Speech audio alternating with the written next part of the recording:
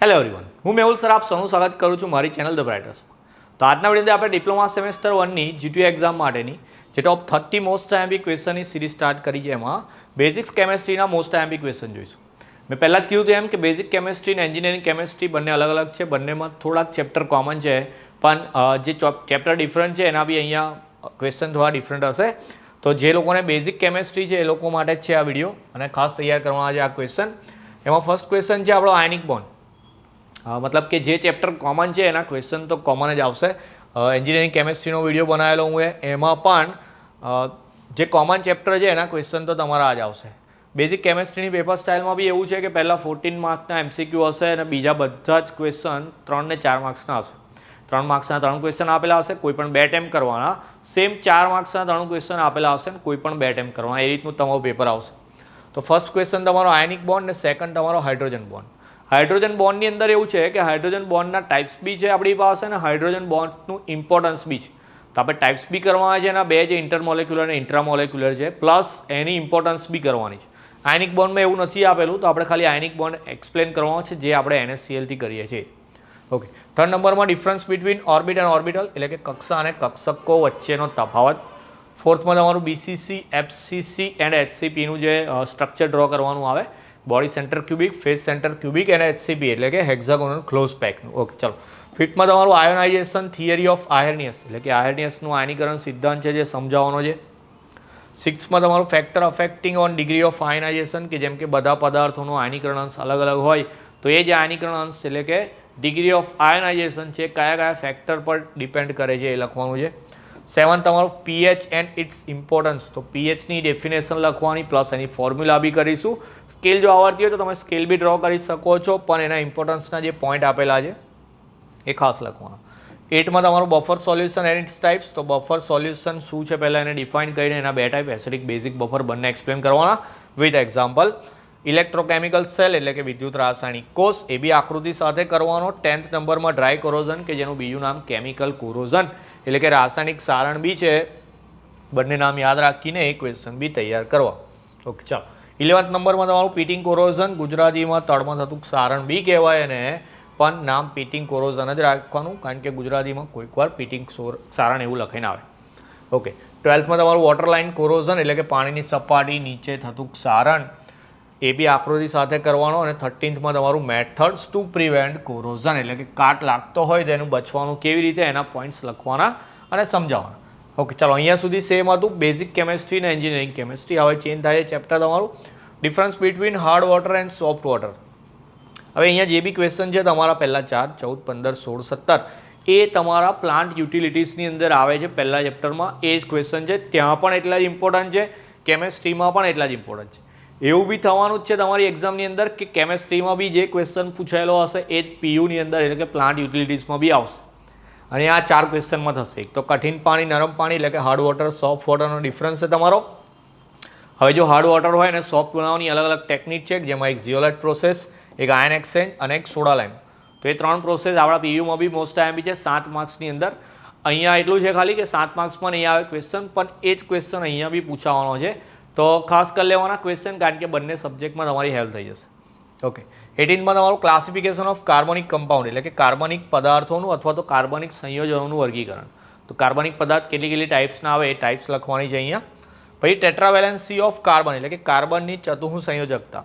I think આ વસ્તુ 10thમાં આવી ગયેલી એ જ છે કે કાર્બન એક એવો એલિમેન્ટ છે કે જેની વેલેન્સ શેલમાં 4 ઇલેક્ટ્રોન આવે છે અને એ 4 ઇલેક્ટ્રોન એવા છે કે જે આયોનિક બોન્ડ નહીં કરી શકતા, એટલે કોવેલેન્ટ બોન્ડથી જ જોડાતા હોય. એ જેની ટેટ્રાવેલેન્સી છે જે આપણે એક્સપ્લેન કરવાની છે.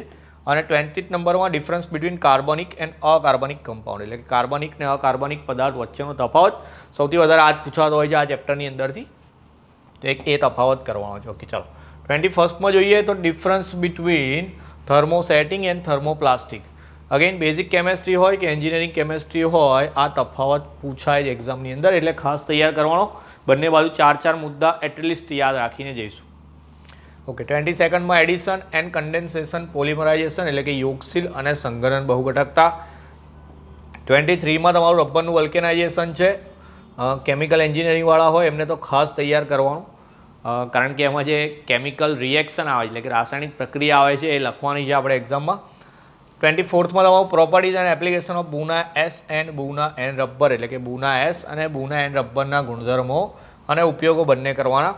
તેમાંથી કોઈ એક જ રબર આવશે, એના ગુણધર્મો ઉપયોગો એક જ ક્વેશ્ચનની અંદર હશે તો બંને તૈયાર કરવાના. એના પછી 25માં તમારું ફંક્શન ઓફ લુબ્રિકન્ટ એટલે કે સ્નેહકના કાર્યો અને એ જે સ્નેહક છે એમાં ફ્લુઇડ ફિલ્મ એન્ડ બાઉન્ડ્રી એટલે કે તરલ પડ સ્નેહન અને સીમાવર્તી સહેન વિચ ડાયાગ્રામ કરવાનું છે. તરલ પડની અંદર સિમ્પલ જ છે કે એક શાફ્ટ અને બેરિંગ વચ્ચે થોડી ગેપ બતાવીને આપણે એમાં લુબ્રિકન્ટ કરીએ છીએ અને બાઉન્ડ્રીની અંદર એવું છે કે આપણે બાઉન્ડ્રીમાં કરીએ છીએ, મતલબ એકચ્યુઅલી જે જગ્યાએ ફ્લુઇડ ફિલ્મ લુબ્રિકેશન ના ચાલે ત્યાં બાઉન્ડ્રી લુબ્રિકેશન કરવાનું આવે. ઓકે. 27માં તમારું selection of lubricant for gears and cutting tools. તો ગિયર અને કટિંગ ટૂલની અંદર આપણે જ્યારે લુબ્રિકેશન કરવાનું હોય તો કઈ કઈ વસ્તુનું ધ્યાન રાખવાનું. કટિંગ ટૂલ્સમાં 3 પોઈન્ટ આપેલા છે, તમારા ગિયર્સની અંદર 5 છે, 8 જ પોઈન્ટ છે, 8 યાદ રાખીશું. 4 માર્ક્સમાં પૂછાય તો 8 લખવા પડે એટલે. ઓકે. એન ટાઈપ સેમિકન્ડક્ટર અને પી ટાઈપ સેમિકન્ડક્ટર. તો એન પ્રકારનું અર્ધવાહક, પી પ્રકારનું અર્ધવાહક જે ડિફરન્ટ છે, મતલબ એન્જિનિયરિંગ કેમેસ્ટ્રીમાં આ ટોપિક નથી, આપણી બેઝિક કેમેસ્ટ્રીની અંદર છે, તો આ ક્વેશ્ચન ખાસ તૈયાર કરવાના છે. વિથ ડાયાગ્રામ કરવાના, બહુ ટફ ક્વેશ્ચન નથી, થોડી 1-2 વાર વાંચશો તો ખબર પડી જશે. એનમાં જે છે એ આપણે પેન્ટાવેલેન્ટ ઇમ્પ્યોરિટી એડ કરીએ છીએ અને પીની અંદર ટેટ્રાવેલેન્ટ ઇમ્પ્યોરિટી એડ કરીએ છીએ.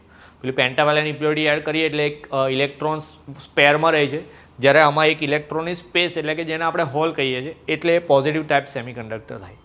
13માં ડેફિનેશન લખી છે, તો લુબ્રિકન્ટવાળા ચેપ્ટરની અંદર જે ડેફિનેશન છે ક્લાઉડ પોઈન્ટ, ફાયર પોઈન્ટ, પોર પોઈન્ટ એટલે ગુજરાતીમાં કહીએ તો એને આગ બિંદુ, ભડકા બિંદુ, વાદળ બિંદુ, એ બધી વ્યાખ્યાઓ કરવાની ખાસ. પ્લસ પહેલા ચેપ્ટરની અંદર, બીજા ચેપ્ટરની અંદર અથવા તો જે ઓર્બિટલનો આપણે ડિફરન્સ કર્યો છે તો કોઈક વાર એને ડેફિનેશનમાં બી આવે કે કક્ષા છે, કક્ષક છે એની વ્યાખ્યા લખો, પોલિમરની વ્યાખ્યા લખો, તો રેખીય પોલિમરની વ્યાખ્યા. તો જેટલી બી વ્યાખ્યા અત્યાર સુધી તમારી પાસે જો કેમેસ્ટ્રીના પેપર હોય અથવા તો તમે પેપર ડાઉનલોડ કરીને દેખજો, જૂના પેપરમાં જે વ્યાખ્યાઓ પૂછાઈ હોય એ કરી લેવાની. અને બીજી એક ખાસ વાત કે આપણે જે હાર્ડનેસવાળું ચેપ્ટર છે, વોટર હાર્ડનેસવાળું, એ ચેપ્ટરમાંથી એક ન્યુમેરિકલ પૂછાય કે આપણને અલગ અલગ જે સોલ્ટ છે એટલે કે ક્ષાર છે એનું પર્સન્ટેજ આપેલું હોય કે આટલા પર્સન્ટેજ વોટરની અંદર આ કઠિનતા છે, તો કુલ કઠિનતા કેટલી આવે એટલે કે ટોટલ હાર્ડનેસ કેટલી આવે તે ફાઇન્ડ કરવાની. એના માટે મેઇન વસ્તુ છે કે આપણે એનો એટોમિક માસ આપણી પાસે હોવું જોઈએ અને એ પેપરની અંદર જનરલી આપેલું જ હોય કે કેમેસ્ટ્રીના પેપરમાં ઉપર તમને જેની બી જરૂર હશે એના એટોમિક માસ આપેલા હશે, તો એની મદદથી કરવાનો છે એક ન્યુમેરિકલ ને એક પીએચ વાળો. 2 ટાઈપના ન્યુમેરિકલ કરવાના છે પણ એ ઓપ્શનલ છે. પહેલાં આટલી થિયરી પાક્કી થઈ જાય એના પછી જ કોઈ ન્યુમેરિકલ એટેમ્પ કરવાના છે, બાકી પહેલાં થિયરી જ પાક્કી કરવાની છે. ન્યુમેરિકલ ઓપ્શનમાં નીકળી જશે પણ જેનો ટાર્ગેટ થોડોક વધારે છે, સારા એવા માર્ક્સ સ્કોર કરવા છે, AA ગ્રેડ લાવવા છે, મતલબ 9 SPIની ઉપર જવું છે, તો એને પછી કમ્પલસરી ન્યુમેરિકલ બી કરવા પડશે. બાકી જે એવરેજ છે કે જેને અત્યાર સુધી કોઈ જ તૈયારી નથી કરી, પાસ થવું છે ખાલી, તો એ લોકો માટે આ વિડીયો હેલ્પ કરશે બહુ જ. તો એવા તમારા સ્ટુડન્ટ, તમારા ફ્રેન્ડ્સ હોય એને શેર કરી આપવાનો વિડીયો કે જેથી એમની મદદ થઈ જાય અને એક્ઝામમાં સારું એવું રિઝલ્ટ આવે. તો મળી આવે નેક્સ્ટ વિડીયોમાં, ત્યાં સુધી તમારું ધ્યાન રાખજો, બરાબર તૈયારી કરતા રહેજો. જય હિન્દ, જય ભારત.